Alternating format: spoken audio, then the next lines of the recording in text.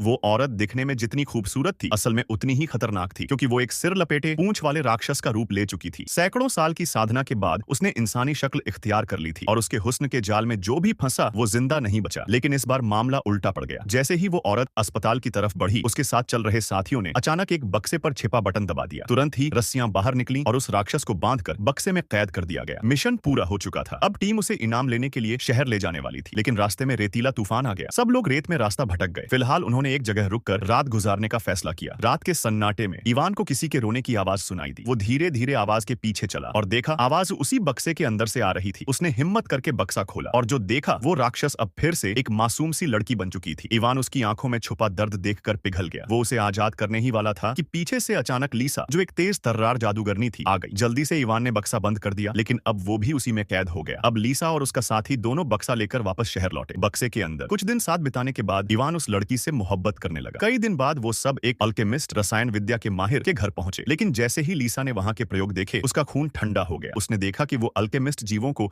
एक गहरे रंग के तरल में बदल रहा था और उस तरल से वो किसी को भी नया जीवन दे सकता था। तब उसे समझ आया वो सब तो सिर्फ एक चाल में फंसे थे। लीसा ने तुरंत भागकर इवान और उस लड़की, जिसका नाम अब वो आना जान चुकी थी, दोनों को बक्से से बाहर निकाला। लेकिन भागने से पहले ही अल्केमिस्ट ने उन्हें देख लिया। एक झटके में लोहे की जंजीरें आसमान से आईं और तीनों को जकड़ लिया। इसी बीच एक बड़ी सी मशीनरी फूल, जो आना के सिर के ऊपर तैर रहा था, सक्रिय हो गया। इवान समझ गया ये सब इसलिए हुआ ताकि अल्केमिस्ट आना की जीवन शक्ति निकाल सके और उसे अपनी जादुई दवा में बदल सके। इवान ने आना का हाथ पकड़ने की कोशिश की, लेकिन देर हो चुकी थी। आना फिर से राक्षस बनकर आंगन की दीवारें तोड़कर भाग गई। इवान, लीसा और उनका साथी भी किसी तरह जान बचाकर निकलने लगे, मगर अल्केमिस्ट उन्हें इतनी आसानी से जाने नहीं देने वाला था। उसने एक गुप्त यंत्र चलाया और जमीन के नीचे से एक विशाल मशीन टॉर्टल, कछुआ, फाड़ता हुआ ऊपर आ गया, जो उन तीनों का पीछा करने लगा। लीसा ने उसे रोकने की कोशिश की, लेकिन मशीन फूल ने उसकी सारी जीवन शक्ति चूस ली।